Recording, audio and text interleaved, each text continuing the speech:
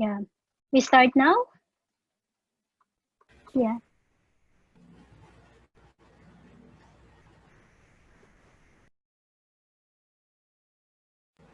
Uh, yes. Okay. Good morning, ladies and gentlemen. Maraming salamat sa pagdalo nyo sa kapihang ito. And I would like to thank first the Samahang Plaridel for inviting me to be the moderator of this forum. At this point in time, it is not a secret that we are actually groping in the dark when it comes to dealing with the pandemic that we have in our midst. Yeah, sorry, can I just ask for the audio of the other participants to be muted? Yes, thank you. Well, yeah, it is not a secret. Yes, okay. It is not a secret that we are, okay. Good morning once again, ladies and gentlemen. Good morning. And I would, Morning, ma'am. Good morning. yeah, I would like to, good morning, sir. Good morning, Ma'am Merna. Thank you, sir. And thank you for attending this forum or kapihan this morning. So I would like to say good morning also to all our participants virtually, the energy reporters, the Congress reporters, and the stakeholders of the energy sector. And firstly, I would like to thank Samahang Plaridel for inviting me to be the moderator of this forum. And I would like to thank you also for this initiative so that we would be able to raise awareness about energy security and independence in the country. Actually, it is not a secret that we are currently at the middle of a pandemic and we are literally groping in the dark dealing with it. But if you would have to add energy crisis into that, it would definitely be the lowest form of human suffering that this generation would be able to have and to deal with. And that is not fair to suffer from, especially at this point in time. And if we would have to talk about energy, independence, and security, there are some pillars that we would always have to deal with. One is accessibility. I would like to give credit to the electric cooperatives because they are the ones that has been pushing the last mile when it comes to electrification and energy access. They are the ones providing energy to the most far-flung areas in the country, and they are the ones also providing energy to those in the off-grid areas or those that cannot connect to the grid. And I would also want to discuss about availability, because if we would have to say availability, Ang question po dyan is, available ba siya 24 hours a day? And would that energy or electricity be there come hail or high waters? Yun po ang issue ng availability that we will have to deal with. And there's also a concern about acceptability. One big debate right now, actually among policymakers, stakeholders, investors, is the future of coal being part of the energy mix. Would it still be acceptable given the crisis that we have also in the environment at this point in time? So that's a question that we would have to answer on our pathway to the future. And if we would have to put in energy supply security and independence into the equation, one asset that I would have in mind will be the Malampaya gas field of the country. Why is that so? Just to give it some context. In Luzon, this is the economic center of the country, our peak demand annually is 12,000 megawatts. And if we would have to go back to the pandemic time, that had gone down to 8,000 to 10,000 megawatts because there have been stalled economic activities in the country. But looking at that math alone, we can simply say that energy supply being traced from the Malampaya field or being sourced from the Malampaya field would account for 25 to 35% of the power supply of it is the core economic center of the country. So if we would have to have disruption from the Malampaya field, what does that mean for all of us? It will definitely be massive brownouts, and definitely it's one thing that we cannot afford at this point in time. So if Rose in Titanic said that the massive diamond glitter that she has thrown in the ocean is the heart of the ocean, then I would say that the Malampaya field that we have is the heart of energy security and independence of the country. That entailed more than 4.5 billion of investments. So undoubtedly, it is a treasure of the country. So now, with that introduction, I would have to go to our first speaker today. I would have to call on General Lozano Briguez. He is currently the President and CEO of Philippine National Oil Company Exploration Corporation. This company is stakeholder in the Malampaya gas field project, and PNOCEC is also a company that is an anchor of the country's pathway to energy security and independence. So now I would have to call on General Briguez to do his presentation for all of us. General Briguez, sir, you can have the floor now. Thank you, Ma'am Myrna. Good morning po, everybody, to our dear representatives, to the Samahang Plaridel. Maraming salamat po for inviting me here. Mr. Don Paulino and the other members of the media, good morning po sa ating lahat. As a backgrounder po, I would just like to give you a sort of an insight about PNOC Exploration Corporation and our plans, what we have been doing, our plans, and the two challenges that we have right now, which we think is important, and that important as we move forward, not just through this pandemic, but as we move forward to the future. So PNOC Exploration Corporation is the upstream oil and gas coal subsidiary of the state-owned Philippine National Oil Company, and is mandated by the government through the Department of Energy to take the lead in exploration, in development, and production of the country's oil, gas, and coal resources. For me, this is very important, twofold, because first, our vision is to be the leading energy exploration and production company in the Philippines by 2030, and the first choice in exploration and production, contributing to the country's growth and development. The second, probably more important to me, is that the energy outlook of Department of Energy by 2040 has around 68% of the total energy mix from oil, coal, and natural gas. So for us, this is also a challenge, both a challenge and an opportunity, So in line with the company objectives, increasing the company's petroleum and coal reserves towards energy self-sufficiency. Right now, we have 7 petroleum service contracts and 4 coal operating contracts. The 3 petroleum service contracts, we operate 100%. SC37 Isabela Quirino, 57 in Northwest Palawan, and 59 in West Balabac in Southwest Palawan. We also operate 4 service contracts with our partners. 10% of SC38, that's Malampaya, operated by Shell, of which Mr. Don Paulino here is our operator. We also have 50% of SC58, Northwest Palawan, operated by Nido. And we have 5% in SC74 in Northwest Palawan by PXP Energy, and SC75, again in Northwest Palawan, we have 35% operated by PXP Energy. We have coal operating contracts, all 100% operated, 1 in Isabela and 3 in Zamboanga, Sibugay.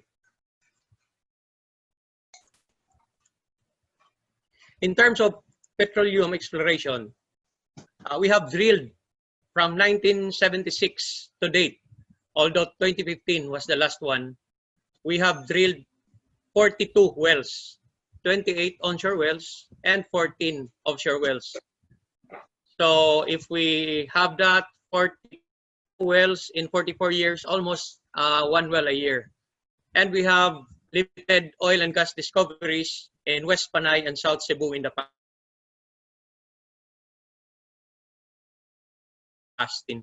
San Antonio Gas to Power Project was the first gas to power project we have in the country that produced 3.54 billion cubic feet of gas from 1994 to 2008 and supplied the fuel requirements of 3 megawatt power in Isabela. In terms of petroleum, what do we plan to do? We plan to have or to drill an exploration well in Service Contract 37 in Isabela. And if that will be a commercial discovery, we will have a gas to power project from that. We also have exploration in Service Contract 57 and 9 with our J partners. We will also support exploration and production activity and with Nido Petroleum in SC58 and with PXP Energy in 74 and 75. But more importantly, we will pursue exploration in new service contracts in Cotabato, in Cagayan, in East Palawan, and in West Philippine Sea, and other prospective areas under the DOE's Philippine Conventional Energy Contracting Program. We also pursue collaboration with other institutions or companies to further study the Philippines, because what we learned before was that the Philippines has an unknown remaining potential for new oil and gas resources, but this is not due to an absence of a petroleum system.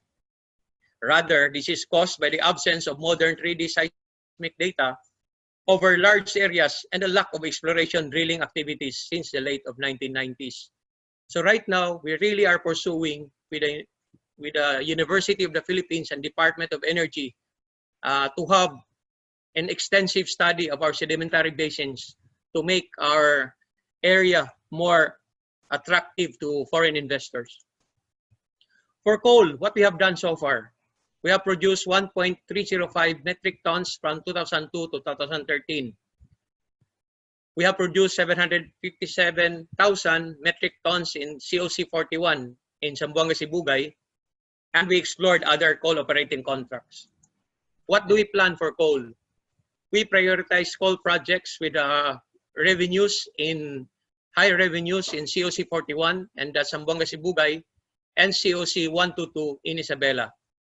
And we continue exploration again, COC 185 and 186 in Isabela, and assess the potential for these areas and pursue new exploration through the DOE's Philippine Conventional Energy Contracting Program. So what do we see the future of PNOCEC in terms of energy exploration and production? We envision new oil and gas discoveries to augment and replace Malampaya reserves. We hope to discover a new onshore gas field in Cagayan Basin, although this reserves is not as big, but it's enough for us to probably start again our initial discoveries before in that area. Production of at least 2 underground mines, a total of 500 metric tons of coal starting 2025, and our underground mine operations to remain as the country's largest. And we have proven reserves of 25 million metric tons of coal in Isabela, and we hope to develop a coal mine, mount power plant from that. And we hope to be successful in new petroleum and coal areas. One challenge we have really is about the resolution of the maritime disputes in the West Philippine Sea. We hope to have a resumption of petroleum operations in 58, 59, and 75. These are all in the West Philippine Sea, west of Palawan. We hope to boost exploration and development of hydrocarbon resources in this vast area. If you could see in our readings in energy explorations, this area aligned from Malaysia to Brunei to Sabah going to Palawan. An analogy would be if you can see a drizzle in a sort of activities in Palawan, it would be a downpour to the rest of the areas in the southwest portion going down south. So we hope to really boost exploration and development of hydrocarbon resources in this vast area. And we hope, again, to have new investments expected to come by making our areas really attractive to new investments. And that's really having a G&G, geophysical and geologic study on our 16 sedimentary basins. And of that will result in lesser dependency on imported crude oil and petroleum products and increase in government income from PNOCEC's petroleum operations. So really, if I can sum up, Myrna, about what I've said for the past few minutes, we have actually two concerns. The two concerns we have is really the first one is that we seem that our reserves is not really that much compared to Indonesia, Malaysia, Vietnam, Thailand, but it's really a function of us not having really the proper study and extensive study of our sedimentary basins to have that really attractive to foreign investors. And because they are doing business decision and they have to have returns, fair returns of their investment. That's why we wanted really to have this study in the sedimentary basins of what, and we have started this already with the Department of Energy and with the University of the Philippines College of Engineering already in the works, and we will finalize this out so that we will have really to make the 16 sedimentary basins marketable to all local and foreign investors. And the second one of which we have not much control, we hope that we will have a better situation in the West Philippine Sea so that we can continue with exploration, because according to the maps that we have, and we can access that through open source in the internet, that line that goes from northeast to southwest, from Palawan to all the way to Malaysia, Brunei, Sabah, and Malaysia. That line really has so many dots at the lower portion of the Philippines and not much in Palawan. Just an analogy, just an example. If we drilled 42 wells in 44 years, Malaysia has drilled 163 wells in 12 years. So that's about 13.5 wells a year. Ours is less than one, or about one annually. So really, for us, I think we really need to at least copy the best practices of Indonesia and Malaysia, which is to continue on with studying of our sedimentary basins, and of course to open us up to foreign investors. So that's all I can share with you, Myrna. Again, thank you for listening, everybody, and magandang umaga po sa ating lahat.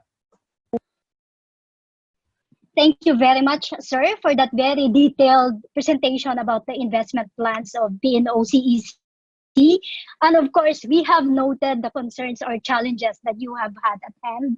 Number one is the lack of data, as you mentioned, but that's being addressed with the study of sedimentary basins in cooperation with the DOE and the University of the Philippines. So that assures us or gives us hope that there's something really that will happen in the future for oil and gas exploration in the country. And the second one, although it's not solely beyond our control, is the resolution of the diplomatic tussle in the West Philippine Sea. We are all praying that would be resolved in the near future. If not tomorrow, it should have been done today. We really have to hope for that. Now we will have to move on to our next speakers. They will be discussing the House Resolution number 1063 that has been proposed in Congress.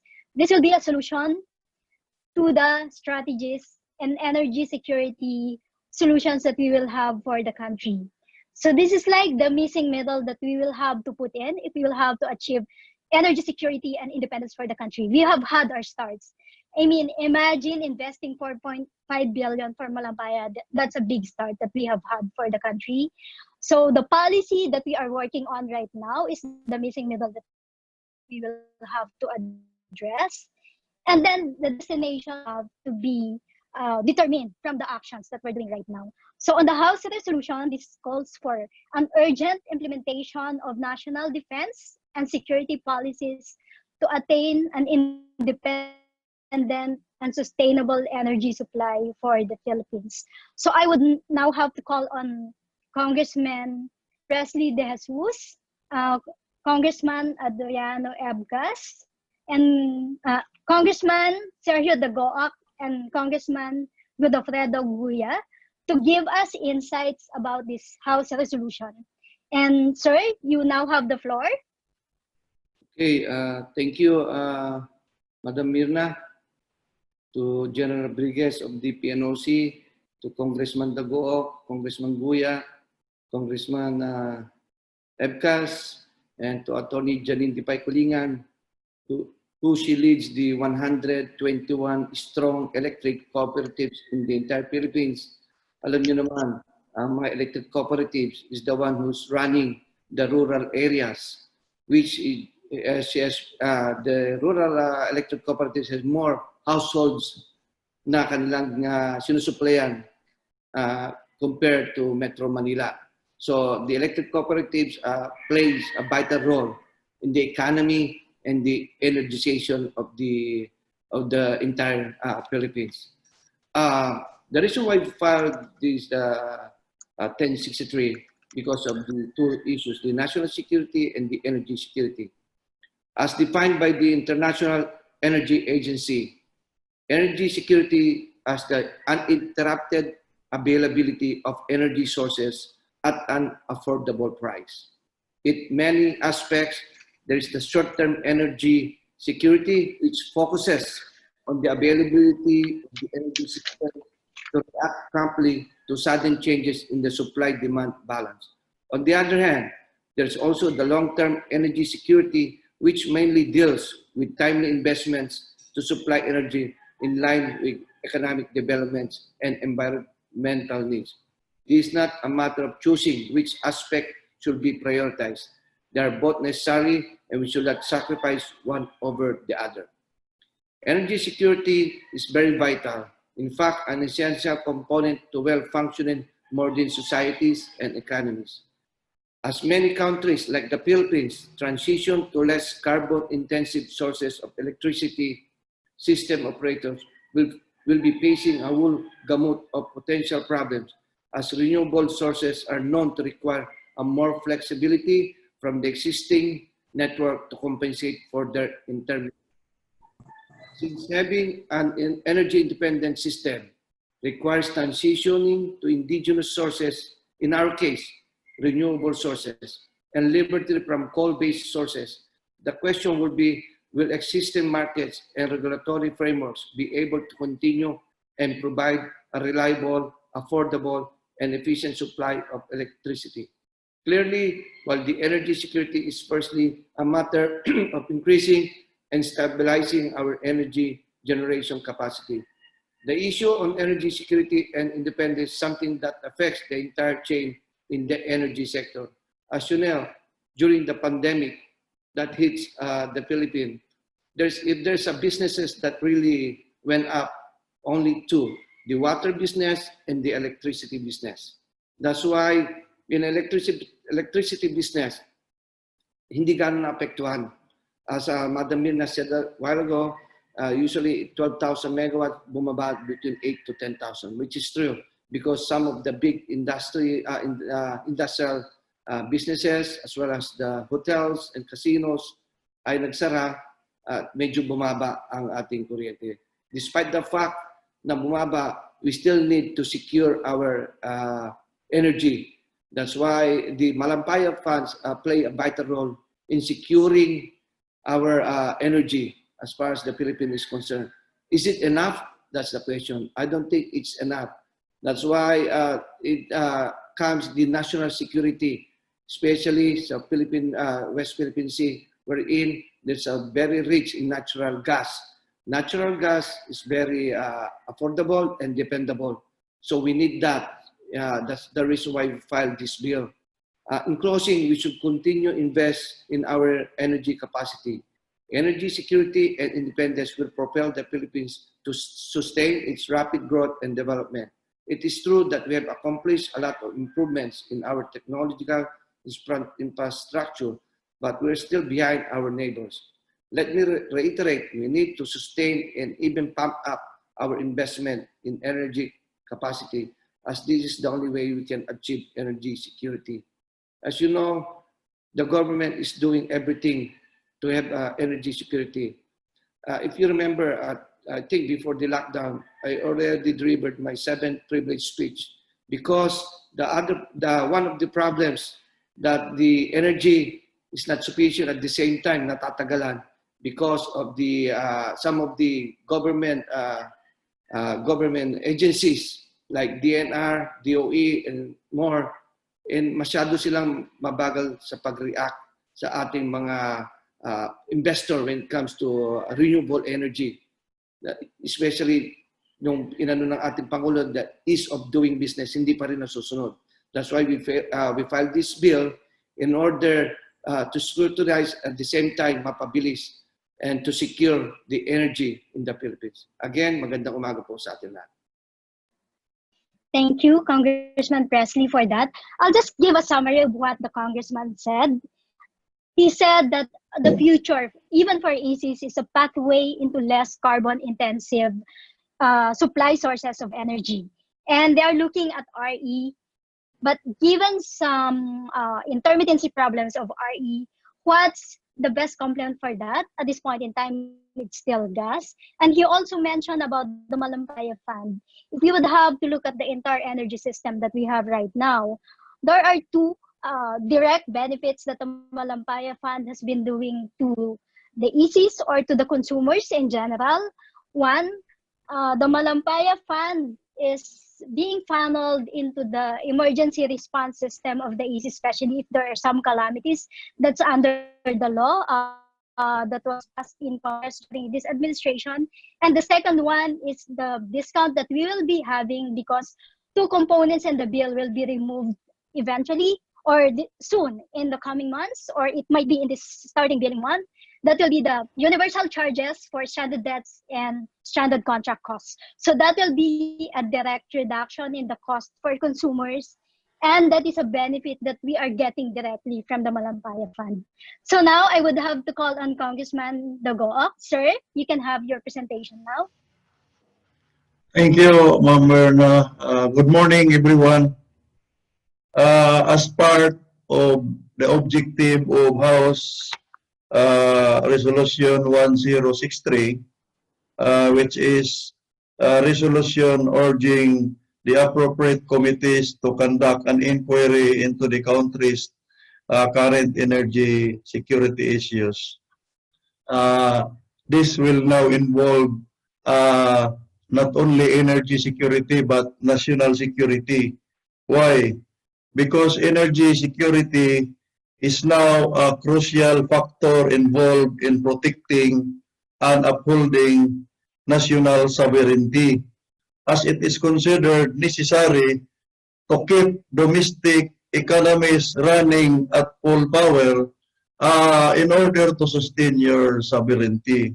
So, in modern times, energy security has already evolved into a broader and more comprehensive concept that already considers economic, technological, environmental, social, and geopolitical factors. Kung titingnan kasi natin, yung mga bansa na they have vast resources on energy, yan yung pinanggagalingan ng mga panggatong natin sa ating mga planta. Sila yung nagdidikta, no? They are the one dictating the prices and everything. So, kaya in the case of our country, we must explore the possibility of transitioning into energy independence. But energy independence is a complex, it is a complex issue, no? It is a complex issue of technical, financial, legal, and environmental in a nutshell. Kasi pag sinabi mong renewable tayo, no? The sector, for example, in the developers or the technology providers in the renewable energy sector, they are telling the government that why should we go to nuclear? Why should we envision to develop nuclear energy in the country when we have 250 gigawatt of untapped renewable energy sources, which excludes the solar energy. So there is a vast, no, in terms of hydro, wind, geothermal, and biomass. But going back to the issue of PNOC, mabagal po tayo sa pagkilos to develop these resources. Sinabi po ni General kanina na in other countries, they have 13 digging activities, no, in a year. Pero sa atin, it's less than 1. So maybe we can shift, no, our focus. We can shift our focus on that aspect. Kasi kung tama yung estimate, no, if it is true that we have 250 gigawatt untapped renewable energy sources, excluding solar. Now, this is a very big advantage when we transition into energy independence. So, the issue here is how fast can we legislate laws pertaining to the issue? How fast, no, the executive department can implement that law?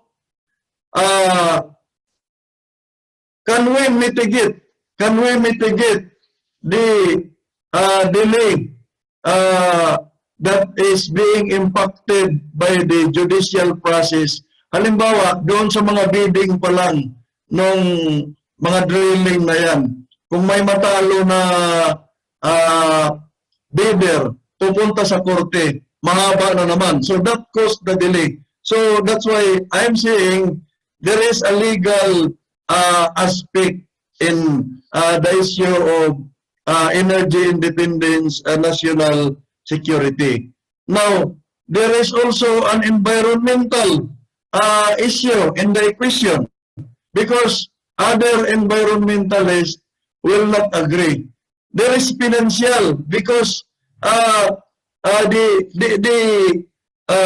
public will really weigh in which, no?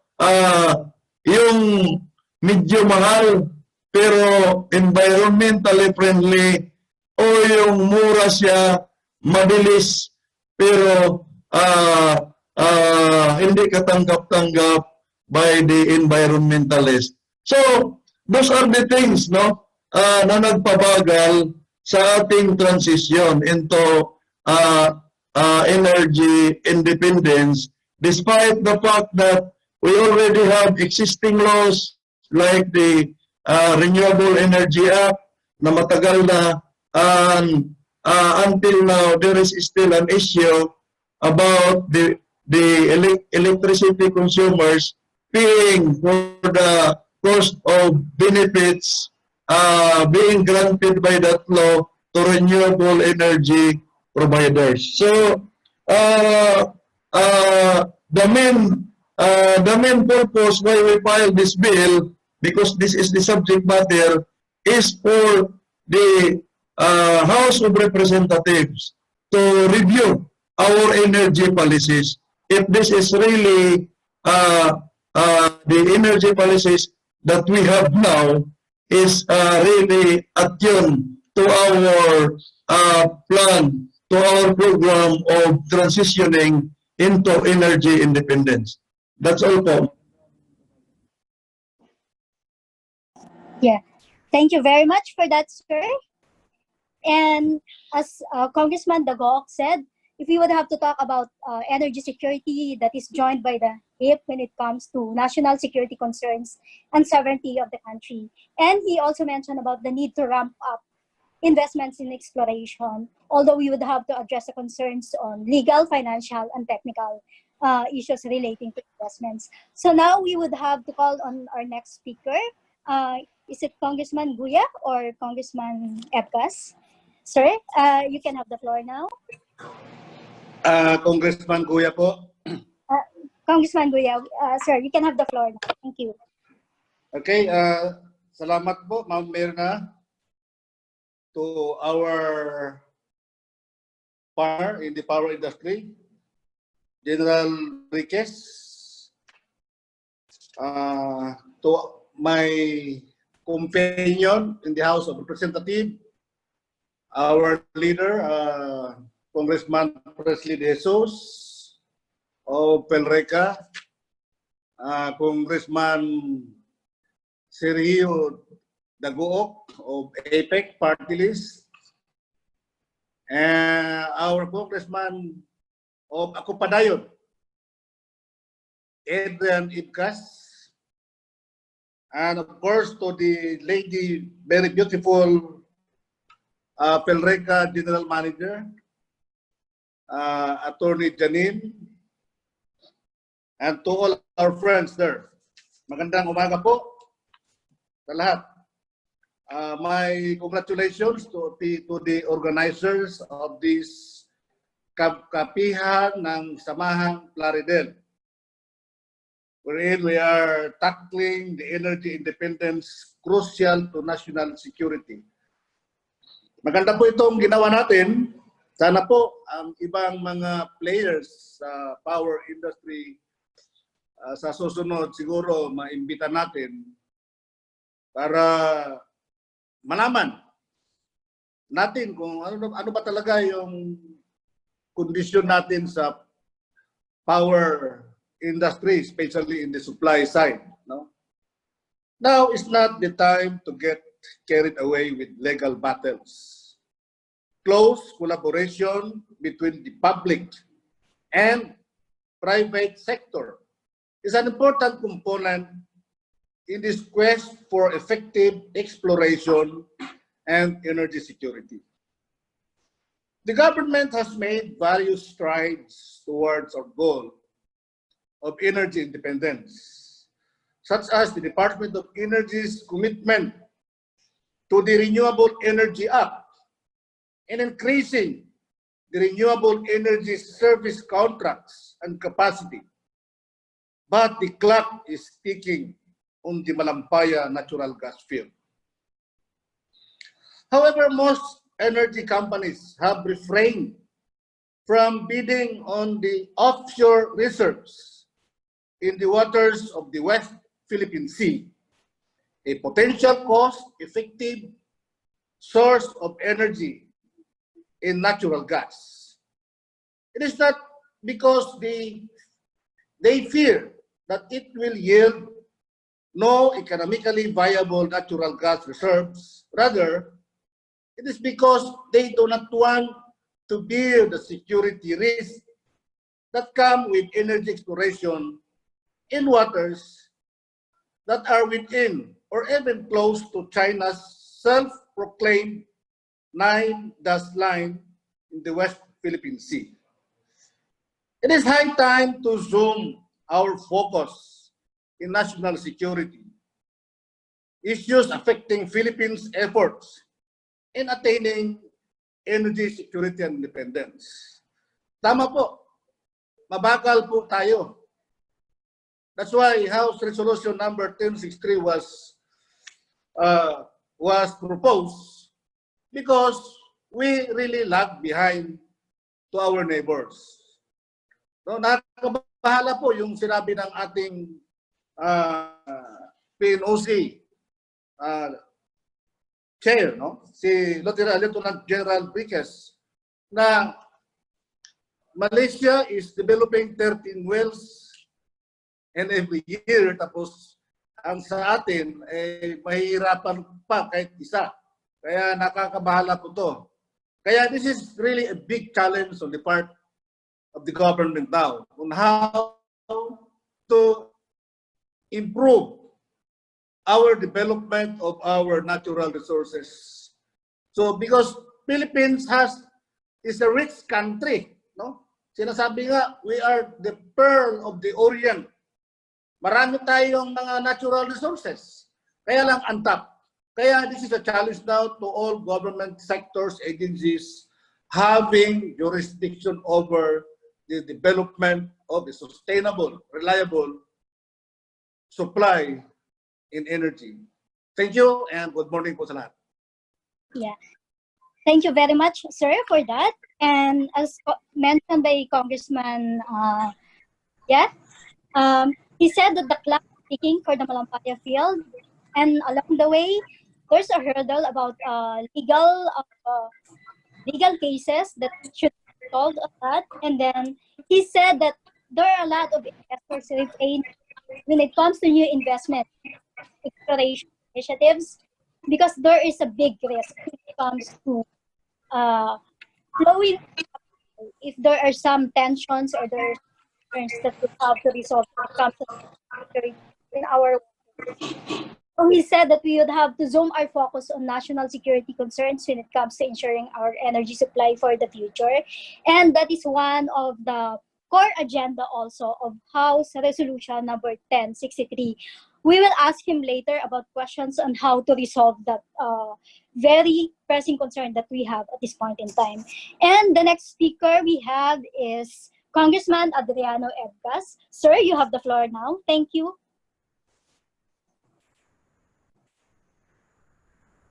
Thank you, Myrna. Good morning to Lieutenant General Briggs.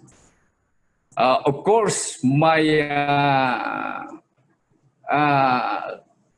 kasama sa Congress, ang tawag namin Power Block. Executive Director and General Manager sa PhilReca, Attorney Janine Dipay Kulingan, at Don Paulino, Director of the Philippines Energy Independence. Again, good morning to all of you. With regards to House Bill number 1063, talagang itong House Resolution na sa energy security, pinapile namin sa Kongreso to conduct inquiry of the country's current energy security. Now, alam nyo na itong energy security is a major factor influencing how countries conduct their foreign, economic, and international security policies. unless the government quickly addresses all these energy issues and rising demands, the Philippines may face an acute power shortage. Two, these power shortages can have far-reaching effects from access to energy and high energy costs to livelihood, education, and of course, national security. Mayroon lang akong banggitin. Siguro alam natin lahat na may tinatawag ito na deuterium sa bandang Surigao Norte. Now, why not the Philippine government, or spearheaded by the PNOC, will conduct a study on this, how to harness. Because as far as the information is concerned, this is a natural gas. This is a God-given gift. Ba't hindi natin subukan at simulan para magkaroon tayo ng strong ekonomiya at malakas na palisiya? And this will settle down our financial complex and problem to our nation. Thank you, Myrna. Yes. Thank you very much, Congressman, for that. You mentioned about power shortages and the very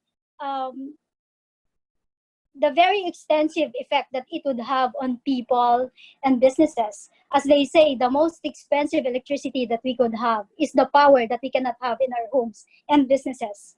So you said also that it will have implications on our quality of life, the business that should be powering our economy, as well as the education, given that we will have the blended learning and there will be a lot of dependence on energy supply when we come to that point that we will be bringing back our kids to school.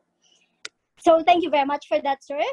Our next speaker, I would just have to give this kind of introduction for her, because they say that if you would have to talk about energy, it is a man's world. But in the world of 121 electric cooperatives in the country, and that is from the tip of the northern part of the country to the southernmost part of the country, the one at the core is a woman. To borrow the words of one former Prime Minister of the UK, she said that if you would want something said, ask a man.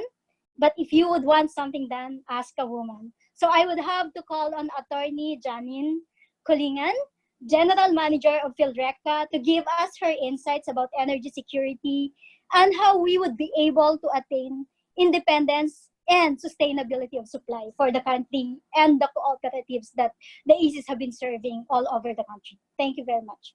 Attorney Kulingan, you have the floor now. Thank you so much, Ms. Myrna, for that very kind introduction. And thank you also for inviting PhilReCa in this kapihan. So I speak today in behalf of the 121 electric cooperatives in the entire country, PhilReCa, and the 1EC-MCO movement. To Lieutenant General Brigues, to the members of the Power Bloc, Congressman Presley C. De Jesus, Congressman Sergio Dagook, Congressman Fred Guya, and Congressman Adriano Ebcas, and to Mr. Don Paulino and the other speakers, and of course the members of Samahang Plaridel and all the media practitioners who are joining this kapihan today. A blessed day to everyone. So for an overview of the electrification and energization sector, may we provide the following. So electrification is a government mandate, and the 121 electric cooperatives serves as the staunch partner of the government in the rural electrification program. So as far as energizing the country, recent reports and data show that the Philippines has made significant progress in delivering electricity access, boosting the household electrification rate to at least 90%. For reports, the country is on track, though with some challenges, to meet the target achieving the universal electrification by 2022, as set out in the Philippine Development Plan 2017 to 2022. As far as the rural electrification is concerned, the National Electrification Administration, headed by our Administrator Edgardo Rama Masungsong, reported that the overall level of energization within the coverage areas of non-profit distribution utilities or the electric cooperatives nationwide is at 97% or 13,625,857 connections out of the 14,335,784 potential consumers based on the 2015 census. Given this data, can we say that we are close to being energy secure and independent nation? To be honest, as far as distribution sector is concerned, we are probably not in a position to say that indeed we are on our way to being energy secure. In as far as distribution sector is concerned, I would say that our contribution would be on the aspect of giving access to affordable, sustainable, and reliable sources of energy for all the Filipinos. The question now is how. We see the following challenges and we should overcome to achieve this mission by the following objectives. First of all, increase the connectivity capacity of the grid. A lot of electric cooperatives have been raising the issue on the transmission line insufficiency capacity, which has aggravated the effects of regional supply and demand mismatches. For example, there had been overcapacity in Western Mindanao, trapping capacity behind the Negros-Cebu interconnection, leading to grid congestion. Number two is improve energy infrastructure in the Bangsamoro region. There is a need to significant intervention in the Baram region, as access to electricity and quality of transmission and distribution infrastructure in the areas are poor. Some of the needed interventions are: first, rehabilitation of existing hydropower plant assets; second, development of indigenous energy resources; third is stabilizing power supply in areas of Lanao. The long overdue interconnection between Mindanao and Visayas grid would certainly enhance the region's energy security. Third is to strengthen and support the electricity distribution sector. While we have achieved more than 13 million household connections already, a huge number, those in what we call as the last mile energization still needs our help. The NEA, or the National Electrification Administration, which has overall responsibility for achieving electrification, should have given the much needed government support to finally complete and achieve total rural electrification. And finally, support renewable energy programs in the off-grid areas. Philippines being an archipelagic nation means many barangays will remain off-grid permanently. Energization of these barangays are done through generator sets, which predominantly use diesel or bunker fuel oil. The expansion and increased integration of renewable energy at the off-grid level would appear to be highly attractive because gensets have high generation costs associated the fuel to be used. So, in closing, I would like to say that the 121 electric cooperatives are not standing idly. We are exerting every effort possible to energize the far-flung areas, be it using grid or implementing renewable microgrids. Whichever is appropriate, we have gone through from mere distribution to even generation for some electric cooperatives. The journey to electricity or energy security may still be a long way to go, but we are ready to take the dive, so to speak. So that would be all, Madam, and thank you and a good day. Thank you very much, Attorney Janine.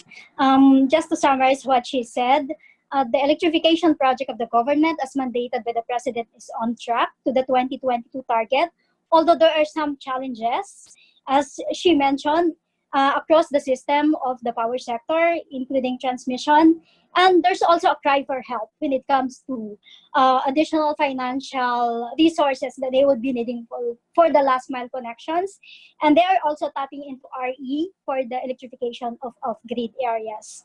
So now we will move into the next speaker and our last speaker today. I would like to call in Mr. Don Paulino. He is he's a director of the Philippine Energy Independence Council, and he's also the Managing Director of Shell Philippines Exploration BV. I would like to see this guy as the father for the country's quest for energy independence and energy security.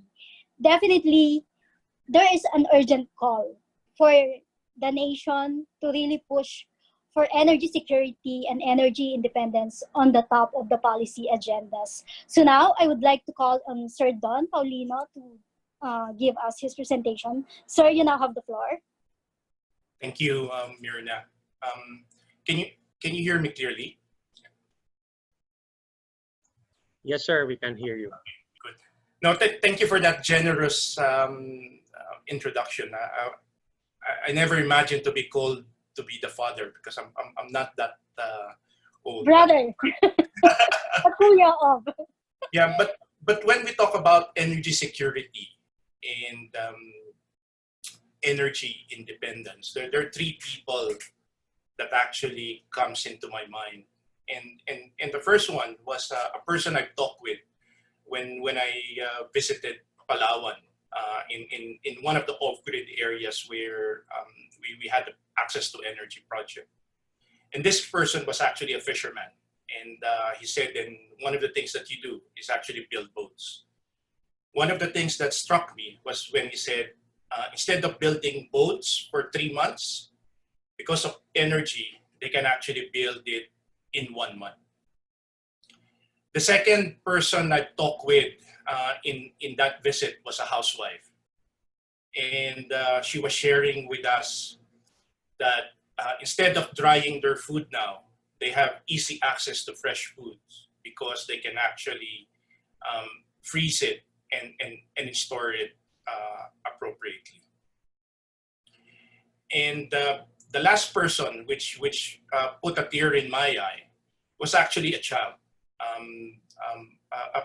an elementary student. And when I was talking with her, this is what she said.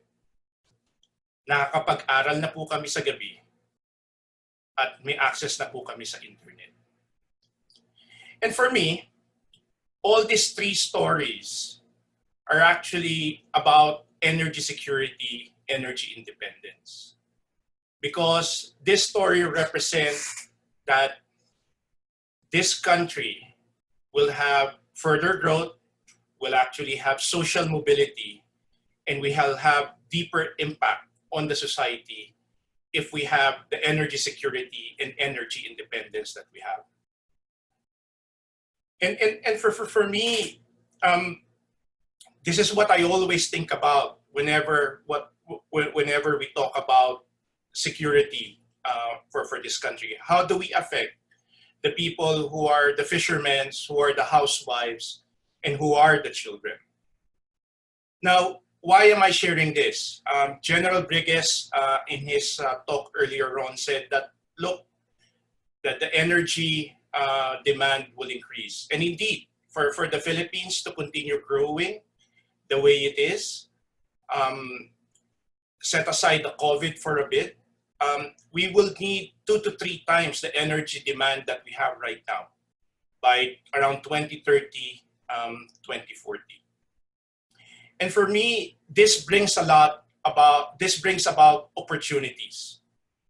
And for me, the first opportunity that we have as a result of this increase is we now have an opportunity to develop our indigenous and renewable and clean energy. If you look at our current energy mix, it's a balance between the fossil fuels, which is coal and natural gas. We have quite a strong RE through geothermal and hydro. And then you have the other renewables that are coming in, which is the wind and the solar. I think moving forward, unlike other countries where they have to start or actually removing their fossil fuels, in our case, I think we have the opportunity to slowly transition it, as Congressman Guya said about the collaboration that can happen between the public and the private sector. We can actually slowly transition between what we have right now, which is the fossil fuels, which is primarily coal, to actually much more cleaner energy in the future. And for me, this will result to a more efficient and hopefully more affordable. I think it's not a secret that if you look on the Philippine electricity prices, our prices are comparable with Singapore and even the west coast of Australia, so Western Australia. And these are quite high prices relative if you look at it to the GDP per capita or the income per capita of the Filipinos. So really, if we're going to develop energy security and independence, what can really help us is have an impact on the social mobility of people and actually contribute to the progress. Now, where are we right now? If you look on technology change and innovation, there are 5 areas or there are 5 elements that actually allows it to happen. One is the policies and the regulation. The second is the innovation of technology. The third is the business models that we have. The fourth, the market design. And then the fifth one is the enabling infrastructure. Our esteemed congressmen have actually started this journey. And that's why I want to really thank Congressman De Jesus, the 𝐒𝐲𝐽𝐜𝐢𝐜, and 𝐸𝐵𝐶𝐻 for pioneering House Resolution 1063. Because for a start in innovation, we need to have strong policies and regulation. What I see is with House Resolution 1063, it will complement the things that we already have, which is PD 87, the Republic Act 9513, even the 𝐒𝐻𝑜𝑟𝑢𝑚.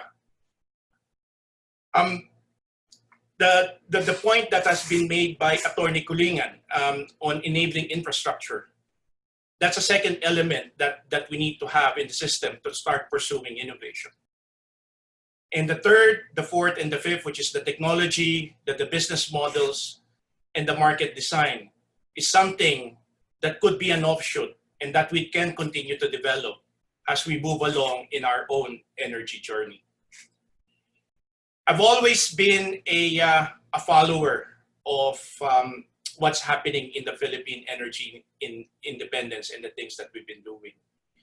And I would really want to encourage the attendees and thank our congressmen and you, Myrna, and Attorney Kulungan for really starting this journey with us and for starting really a group, a collaboration that can happen and that will allow us to also continue pushing for energy security in the future. So my request to a lot of us, we had a good start. We now have the policies, we're getting the enabling infrastructure. Together with this, the technology, the business models can come in. And that can actually start quite a good journey in terms of our energy independence. Maraming salamat po sa inyo at sa ginagawa nyo sa ikauunlad ng bansa natin at ikauunlad po ng ating enerhiya sa Pilipinas. Thank you very much, Sir Don, for that. And as you said, if we would have energy independence and energy security, that will have very deep impact on society as well as ushering the growth of the economy of the country. And for us to do that, we should be thriving along some paradigms. It's one, innovation. Number two is enabling infrastructure. And we should have viable business model. And we should also look at the market design that we shall be employing. And with the presentation from Mr. Paulino, we will now have to move on to the question and answer. And I will have to encourage our media participants to throw your question. You can have it typed into the Q&A box, or you can raise your hand and I'll call you if you would have some questions. Just a first question to our panelists. Congressman Guya said that the clock is ticking for Malampaya. We're looking at 2024 as the contract lapse for Malampaya. And there should be something that should... There is also that presentation from General Rodriguez. He said we are lagging behind in Southeast Asia when it comes to development. So what are the pathway forward that we should? Number one is what we should do with Malampaya, given we are now almost lacking in time when it comes to have it as source of our energy supply beyond 2024. Sir, Congressman Buya and our legislators who filed the resolution in Congress, you can have that po. Yes, Mirna. Actually, the government now should speed up in the development of more reliable power supply, considering that according to experts, Malampaya gas field or gas supply is about to. That's why we have to rush. We have plenty of natural resources here in our country. So again, no, to tap the private sector to help us improve the capacity and supply of our energy sources. So it's alarming that according to our PNOC representative, Lieutenant General Brigues, that the country is was only able to develop one well in 1 year, while other countries are developing more than 10 or 13, to be specific, for Malaysia. So that's why we have to double our effort now, because power demand is increasing. So naturally, we have to fast track the development of energy supply in this country. Yan lang po, Ma'am Myrna. Yeah. Sir, just a follow-up question, because there are some studies done by the Department of Energy, and it's also part of the data that has been submitted to the DOE, that Malampaya might still have reserves. It is an existing facility. Should we not call for it, like there are still research, should we not call for it to fast track? There are some additional resources that we get from Malampaya. Sorry, I cannot get you. Yeah. Cut by cut po. Yeah, sir. Right now, there are some studies with DOE that there are still reserves that can be tapped from the Malampaya field. So that's an existing facility. We don't have to put up the additional infrastructure. But there are needed additional investments, and there could be some enabling policy to continue developing resources for Malampaya. So it be part of the end your resolution that we call for the extension of the life of Malampaya. Yeah, if I get it correctly, that's right, no? But sometimes we have to revalidate also the study of the Department of Energy. And I'm happy to note that we are, as per information from Lieutenant General Brigues, that they are in coordination with the University of the Philippines as regards to the study of these power projects. So, yeah, correct. Dapat a study must be thoroughly conducted and validated, not just by one department of the government. We have to tap the academy. We have the University of the Philippines, National Engineering Center, which we have experts there. We have professors. We have very good scholars of the government. So we have to use these people in the conduct of the study. And after that, we have to fast track the implementation of this project. We have to tap the private sector. We have to invite foreign investors to develop these power projects for us to have a sustainable and reliable supply and cost-efficient power electricity to our consumers. Yeah, just an additional question to our panelists, because looking at the supply and demand outlook, by 2022 to 2023, we might have very tight supply. What do you think are the solutions? At this point in time, we are pushing forward so that by 2022 or 2023, we will have an end to the energy crisis that might stall. Sorry, Ma'am Mirna, medyo cut by cut po kayo. Yeah, sir. Yeah, can you hear me now? Yeah. Yeah. Sir, by 2022 and 2023 po kasi, di ba, there's that projection na very tight na ang supply and we might have a crisis in the next 2 to 3 years, especially pag bumalik yung economic recovery natin.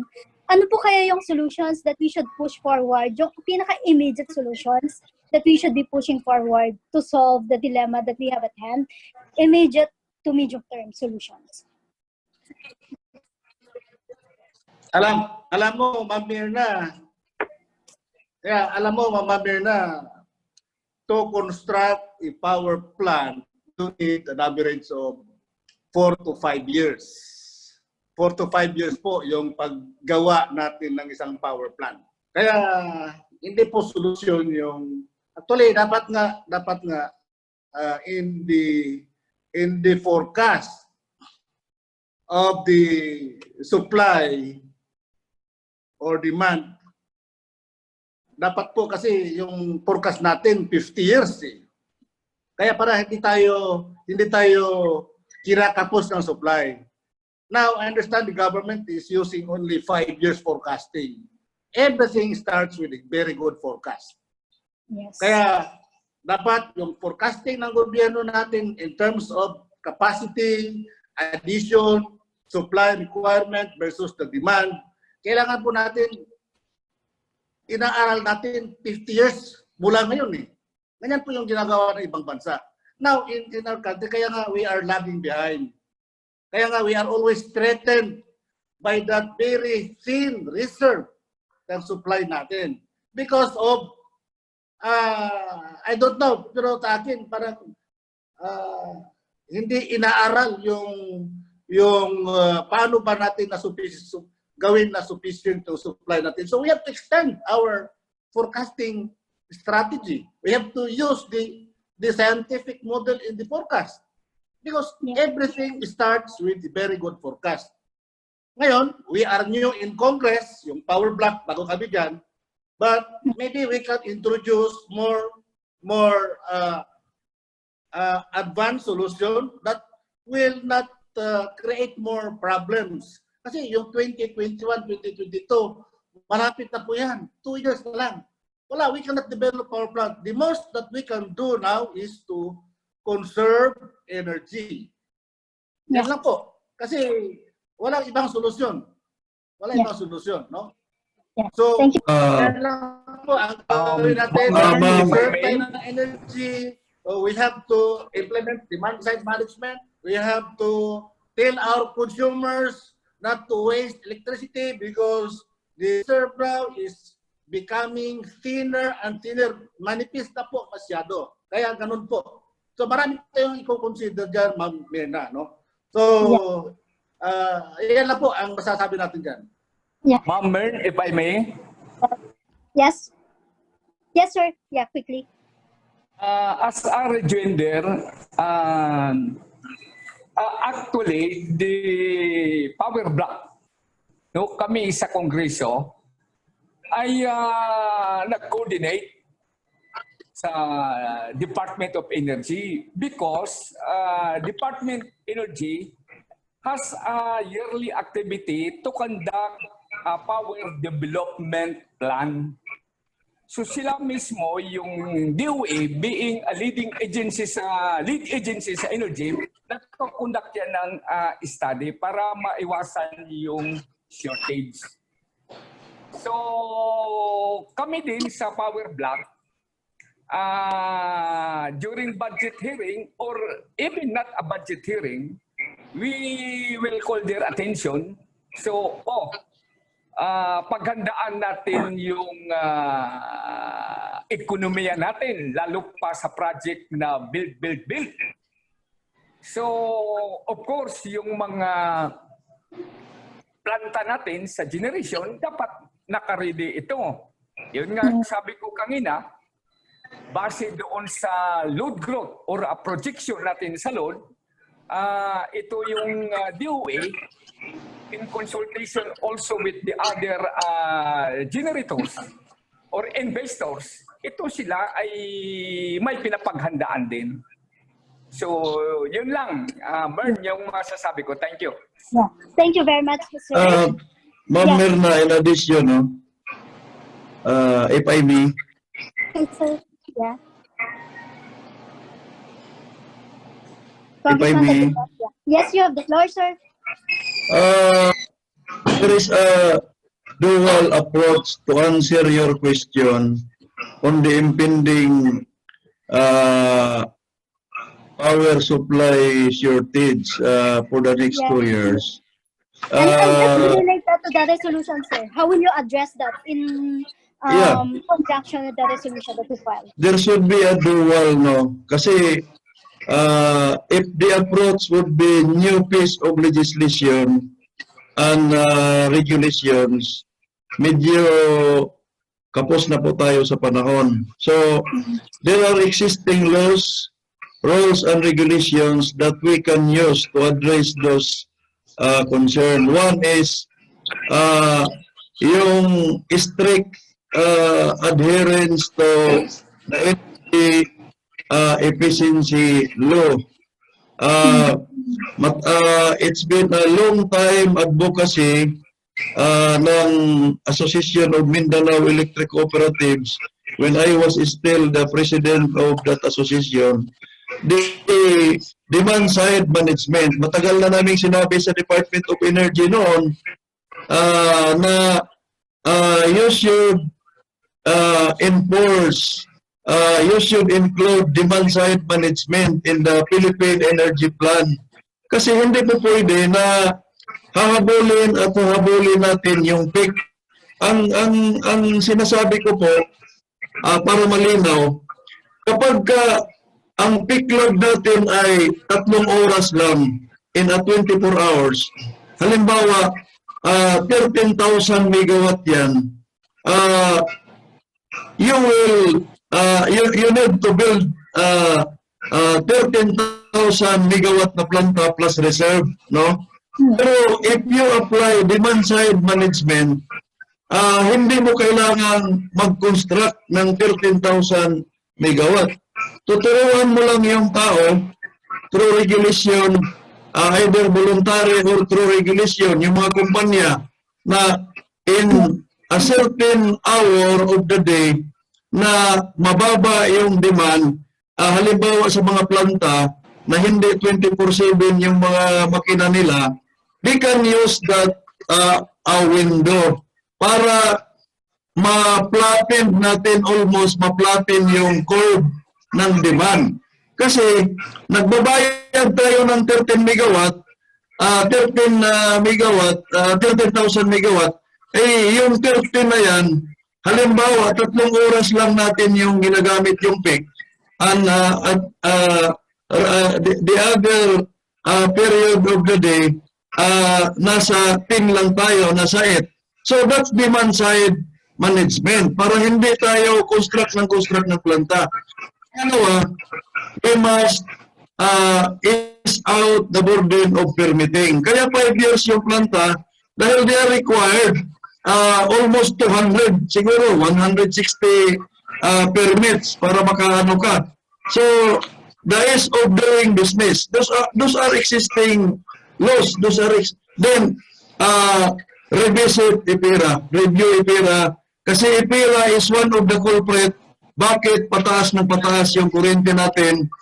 Since the time immemorial na diniscuss yan, we are opposing IPIRA. Yan lang po. Thank you. Sir, I'll just go to the question ng Malaya. This is both a question for Dr. Don and General Brigues. Are there investments being done for Malampayan participants? Additional investment for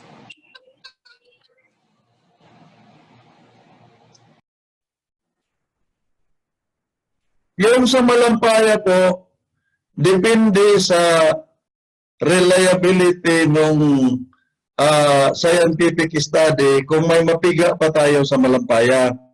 Otherwise, the government will be wasting its resources kung hindi siya sigurado. So, we have the government agency, PNOC, EC, Department of Energy, yung mga opisina na yan, together with the academy, can validate that study. Kung tama nga siya, obviously, kailangan nating ipulso. And then can I ask additional response from General Brigues, because PNOC-EC is part of the consortium for Malampaya. And then Sir Don. General Brigues, are you online? Sir? Yes, Pamerna. First of all, I agree with what Representative 𝐒𝐲𝐽 said, na kailangan talagang evaluate at saka jointly i-analyze about yung prospectivity about the Malampaya. And I think we are doing it. We are doing right now, doing that right now. And I think Sir Don could probably expound on this more, because if there is one group or consortium that could probably be doing the frontline study on this, that is the Service Contract 38, the consortium which we have right now. And so this study will be given as a possible work program and probably validated by the regulating agency, that is DOE, if that would be possible. And according to this work program, if it's feasible for the government to recover from that, and the operation of the Malampaya could be extended. So this is actually a collaboration between the operator, consortium, probably an independent validation entity, and the regulator, which is DOE, to that effect. So tama po yung sinasabi ni Sir 𝐒𝐲𝐽. I support that. So that's all I can say, Ma'am Myrna. Okay, thank you very much, sir. Sir Don, are there additional investments being done for SU-38 in Malampaya?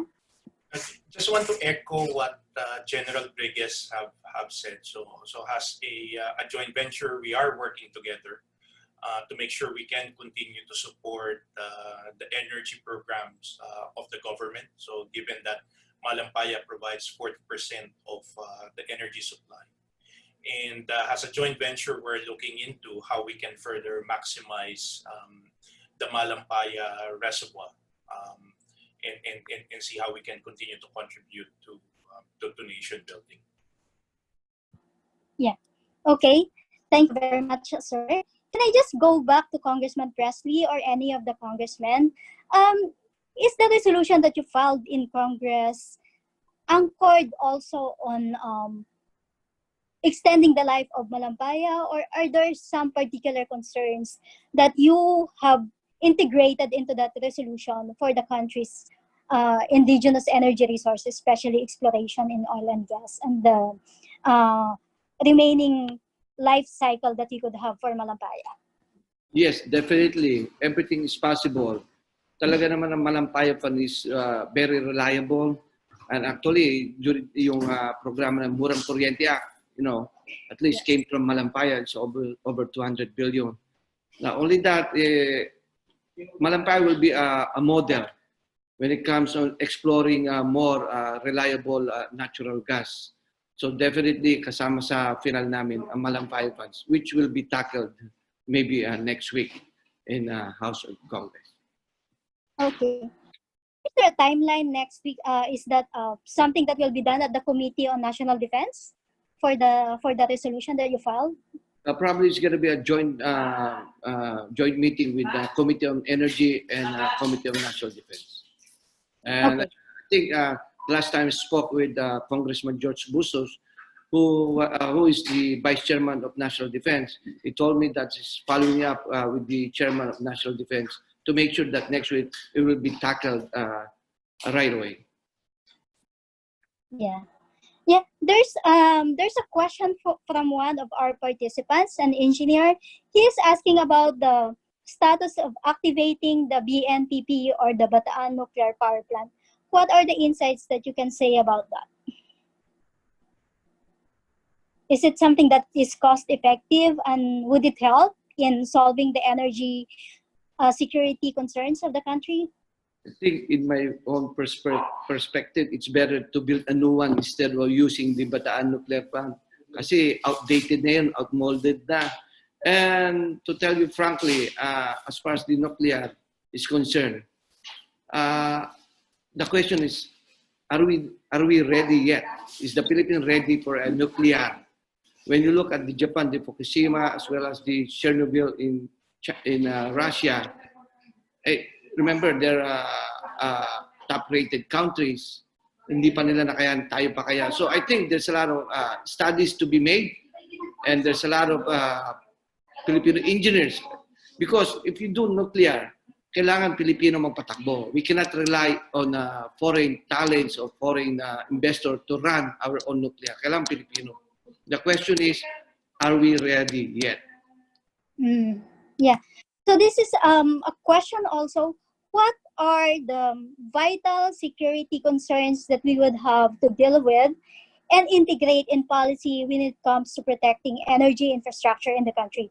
This could be a question for our congressman panelists and also to General Brigues, because you have a lot of vital installations also as PNOCEC, and Sir Don might be able to contribute additional insights into that as well.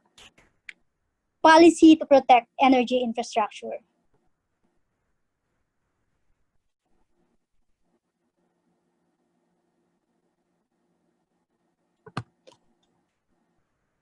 Yes. If I may, Mamirna, no? This is obviously related to one of the most important infrastructure of the government, our transmission line. No, it has been an issue and a subject for discussion. The security, no, of our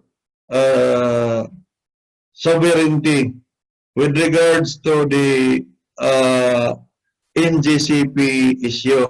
So, although I could not dwell, no, deeply on the issue at hand, because that has been already investigated in the Senate. So, but my point is, that is a classic example of how how our energy infrastructure can be related to national security. This is similar to the issue that becomes the basis of our filing of this House Resolution 1063 in a natural cost of energy supply chain.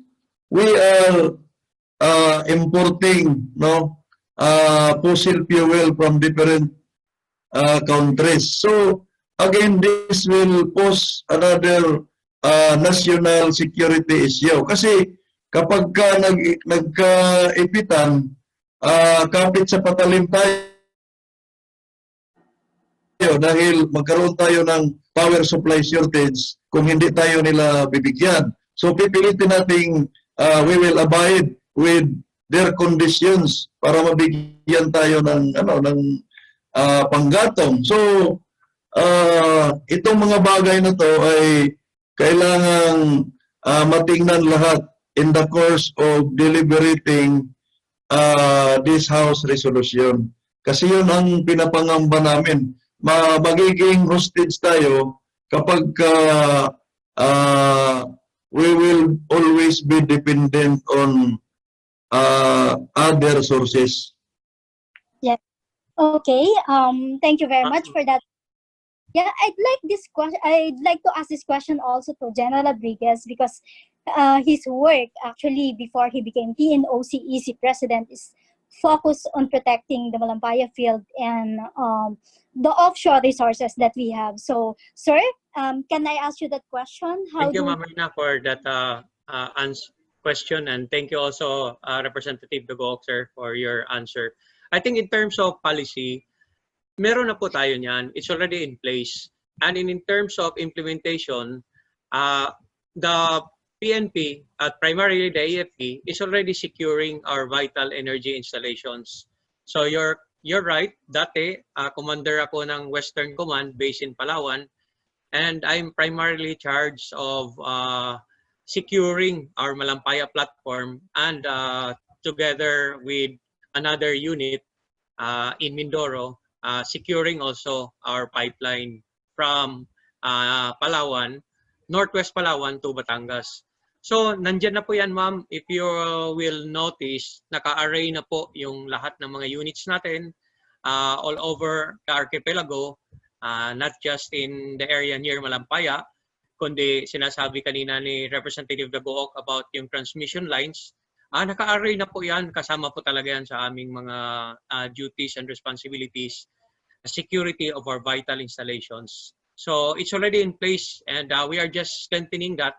It's part of our jobs every day. Part po ng job ng armed forces and police yan every day po. Yeah. Thank you very much, sir, for that. Before I will ask for the last comments of our panelists, there's a question for PhilReca. Attorney Janine, is PhilReca amenable to nuclear as an option for the country? As stated a while back by Congressman Presley C. De Jesus, the question really now is our country ready with this kind of energy source? It would really entail a lot of discipline, not only for the Filipinos, but of course the one who will be running the same. And of course, we also have to come up with the respective policies and procedures, systems and procedures to be followed relative to this. And while we do not belittle the capacity of our engineers here, tama din po that we really have to be prepared before going into this nuclear energy resource, Madam. Yeah, thank you very much, Attorney Janine, for that. And before we would go to your last statements, can I just request for everybody to have a photo up? Okay, who's doing the photo up? Can we have it now?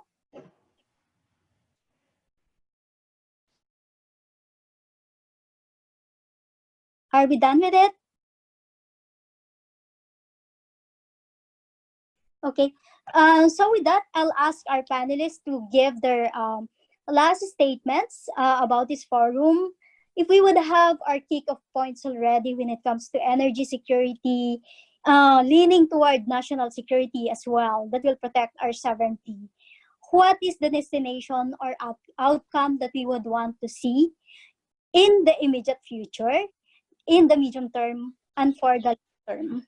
Can I ask General Rodriguez to give us his last statement, and then to be followed by our congressman speakers, and then Mr. Don Paulino and Attorney Janine. Thank you very much, Ma'am Myrna. Bago po sa lahat, bago ako magtapos, salamat po again sa Samahang Plaridel. Salamat po kina Representative De Jesus, 𝐒𝐿𝐽𝐜𝐲, at Dagook, at kay Attorney Kulingan, at kay Sir Don Paulino. Marami pong salamat sa inyong mga insights. As we move forward, we know really the immensity of the issues confronting us as we move forward. Pero if there's one good thing, i-share ko lang po sa inyo yung nakita ko sa World Economic Forum noong report nila ng 2019. Sa Energy Transition Index out of 115 countries, actually ang Philippines rank 59. Magkalapit lang po tayo hindi po tayo magkalayo. Yung Malaysia, although Malaysia is 31, Thailand is 51, 51st, Vietnam is 56, and Philippines is 59. Ahead of Malaysia pa tayo To think Malaysia is mas madami silang oil field sa atin ahead. Pero sa Energy Transition Index, the World Economic Forum recognized na talagang sa dalawang levels, sa dalawang evaluation parameters, system performance and success in transition readiness. Kanina, sinasabi ito ni Congressman Dagook na transition natin. Napakaganda. Mataas po tayo Number 59 tayo, but talagang mataas tayo sa energy system structure, 39, sa human capital, 43rd, sa innovativeness at saka institution, 57, sa institution governance, 69, at saka sa regulation, 63rd. Pero kung meron man talaga na kailangan talaga for me, kailangan ko talagang palalakasin, napakababa ko natin sa capital and investment. But ang kailangan ko talaga dito, yung study talaga sa ating sedimentary basin. Yun talaga yung gagawin namin. Kaya nag-close coordinate kami sa academe, sa UP College of Engineering, sa regulator, sa Department of Energy. Kasi ito talaga, napakababa yung pumupunta sa atin kasi kulang talaga tayo sa studies para gagawing very attractive sa kanila. Sinasabi nga ni Sir Don Paulino, napakaganda rin yung sinabi niya na talaga namang hindi tayo nagkulang. Unknown natin ang remaining potential, but this is not due to the absence of a petroleum system. Sinasabi na po ng mga honorable representatives sa ating kanina. Rather, ang kulang yung absence talaga ng seismic data at saka yung actual drilling. Kaya meron tayong 1 a year compared to Malaysia's 13.5 a year. So as we move forward, thank you very much, honorable representatives sa ating power block. Napakaganda po niyan. Salamat din po, Attorney Janine and Sir Don Paulino, siya yung aming mga akuya namin sa consortium ng ating Malampaya. As we move forward, tutulong po talaga kami how we move forward. Although very limited po ang role ko, exploration lang, development at saka production, we will really coordinate with all of you as we move forward and trying to answer this. So again, sa Samahang Plaridel po, marami pong salamat sa lahat. Magandang araw po. Yeah, thank you, sir, for that. And insights from our power block in Congress, Sir Congressman Presley De Jesus. Thank you, Luna, for giving us the opportunity. Thank you, sir. To speak, especially with our House Bill 1063, to Samahang Plaridel, to Lieutenant General Brigues, to Don Paulino, who has a very good insight, to Attorney Janine, who runs the 121 strong electric cooperatives, to Congressman 𝐒𝐲𝐞𝐽𝐲, Congressman 𝐒𝐲𝐽𝐲, and Congressman 𝐹𝑜𝑟𝑢𝑚. The Power Boys in Congress, what we do is, this is the only advocacy that we're trying to promote and defend the member consumer owners or the mga consumadores o ng mga electric cooperatives. We're trying to change EPIRA because we know, EPIRA, ang tawag nga nila dyan, hindi EPIRA, EPERA. Kailangan natin baguhin yan. If not totally, kahit paano some changes has to be done in order for us to move forward. Yan po ang ginagawa ng Power Boys in Congress. Pangalawa po, pagdating po sa ating reliability, nandun na rin po. Yun po, we have to continue to explore alternatives energy. We have the natural gas. Yan po ang ating pag-evaluate. Husayin po natin, at the same time, let the foreign investors come to our land to invest, to make sure ang mga government agencies natin ay luwagan-luwagan nila. Sabi nga nila, it takes two to tango. Hindi kaya lang ng foreign investor. Kailangan din ng gobyerno makipag-cooperate dito to move forward, to secure our energy security. I remember back then in US, 2003 or 2004, after the 9/11, there's one day in New York City, totally brown out because of the antiquity of their transmission line. You know what? After that, just one day, they lost billions of dollars. Anong ginawa ng US Congress? Immediately after that, they have different committee hearings. Immediately, they made an action. Ganun sana ang mangyari dito sa ating bansa. Huwag natin ipagpabukas what we can do for today. We have to do now bago mahuli lahat. Yun lang lahat at magandang tanghali po sa atin. Thank you, sir, for that compelling statement that you've done, that you've made and had given us. Now I call on Congressman 𝐒𝐲𝐞𝐽𝑗𝐲. Sir? Thank you, Ma'am Myrna. Una sa lahat, maraming salamat po sa organizer ng pagpupulong na to, ang Samahang Plaridel, at sa ating butihing Chief Executive Officer ng PNOC. At least my initial input ako personally from him with regards to our House resolution.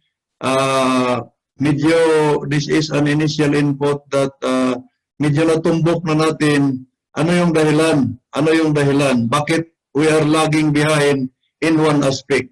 So maraming salamat din po kay Ginoong Don Paulino at sa aking mga kasamahan, Congressman Presley, Congressman Guya, Congressman Adrian, at sa General Manager and Executive Director ng PhilReCa, at lalong-lalo na sa iyo at sa lahat ng mga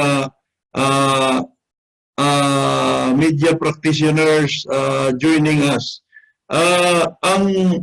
Ang ginagawa natin sa umagang ito is very useful. No? What we are doing this morning is very useful and helpful in our pursuit in the objective of the House resolution that we have filed, which is to attend, no, to get into the bottom of how the government is doing, how the government is planning relative to our energy security and independence.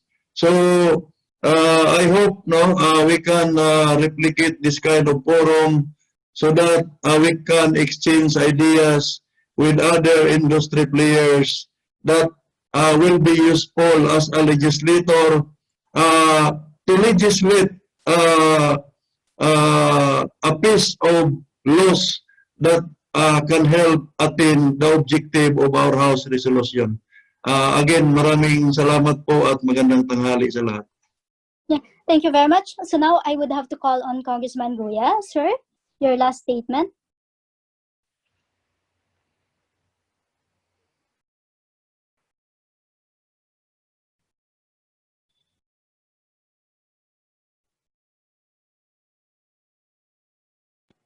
Yes, thank you, Ma'am Mirna Velasco.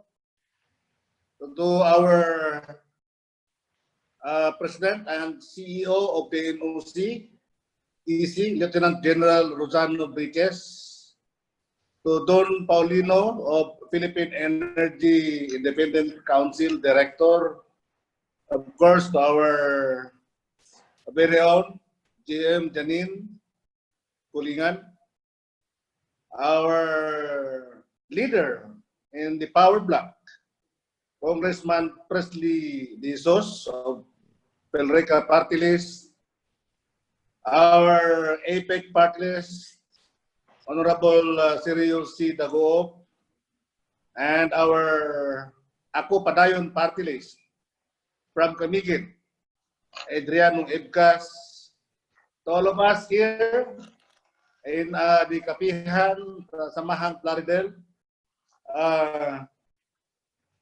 Maraming salamat po sa magandang exchange of ideas and statements. And we hope that through this activity, you can help us in Congress how to make our power industry great, na hindi na tayo nagkahus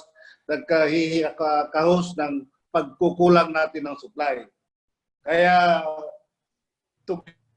together we will make our country, especially in the energy sector, very powerful. Thank you very much, sir. Just to our media friends, because there are some questions that had not been answered, what we do actually is to give it to the specific speakers, and we will try to look at the questions, and then we'll just answer it directly to the media people who ask the questions. So that's given to the organizers of this forum as well. So now I would have to call on Attorney 𝐒𝐿𝐼𝐻 to give her last statement on this forum. Yes, thank you, Miss Mirna, once again. And then sa organizers po ng kapihan sa Samahang Plaridel, maraming salamat po sa opportunity you've given us to share our thoughts about this concern on energy security. And I am so blessed that I've joined this forum because I've heard the insights of Lieutenant General Brigues and Mr. Don Paulino, which is really very enlightening. We believe that the power block headed by Congressman Presley 𝐒𝐮𝐿𝐼𝐻𝐢𝐜 Congressman together with Congressman 𝐒𝐮𝐞𝐳𝐲, Congressman Fred Guya, and Congressman 𝐒𝐮𝐻𝐢𝐜𝐢𝐞𝐳𝐲 has learned a lot and has internalized the insights and inputs for further legislative measures for these concerns on energy security and independence. Of course, we are with you that we also need to boost the exploration efforts for other resources to further ensure a steady supply of electricity for the electric cooperatives and other distribution utilities. We must not really relax but continue to beef up our reserves to power our future. We really look forward for energy security and independence, and we believe that we can achieve this goal with the partnership with all sectors in the energy. Maraming salamat po at magandang tanghali po sa lahat. Thank you very much, Attorney Janine, for that. And last but not the least, I'll call on Mr. Don Paulino to give his statement. Sir, you have the floor. Yeah, thank you very much, Mirna. So if I summarize what I heard today, the first one really is about energy security and independence. Will always be a key part as we recover from pandemic, the social mobility of our countrymen, and in the end, the economic growth of the Philippines. But what has been really great for me to experience today is the high awareness and the strong leadership that has been shown by our panelists, PNOC EC President, Lieutenant General Rodriguez, our power blocks, Congressman De Jesus, Congressman 𝐒𝐲, Congressman Guya, and Congressman 𝐒𝐿𝐼𝐻𝐢𝐜𝐳𝐲. Thank you very much, po. And I also want to acknowledge the advocacy and the support that is being made by PhilReca through Attorney 𝐒𝐿𝐼𝐻. I think the collaboration that has been shown today, the awareness that we all have, and this strong leadership is really a good start. And for me, the last one that I would like to highlight is really the work that organization like Samahang Plaridel is actually doing. You're actually encouraging a discourse and information sharing among our countrymen. And for me, this is really what I would like to encourage everybody outside this group. Be a follower of the discussion on Philippine energy independence, support our power block congressmen, and really have a discussion and demand what do we really need to actually make our energy secure, make our energy sources independent, and eventually really help our countrymen with cheaper, affordable, and reliable energy for years to come. Maraming salamat po. And with that, I would like to thank the Samahang Plaridel for hosting this forum. And thank you to all our panelists for the insights and all the learnings that you have given us today. And again, to our media friends who have sent their questions, I've given all your questions to the organizers and to our panelists, and they would be answering those questions and would be getting in touch with you on those. Thank you very much and have a good day. Enjoy lunch. Thank you, Ma'am Mirna. Thank you, Samahang Plaridel. Thank you, Thank you so everybody. much po. Thank you po. Salamat. Thank you, sir. Thank you, Have a- everyone. Thank you. Be safe po. Thank you.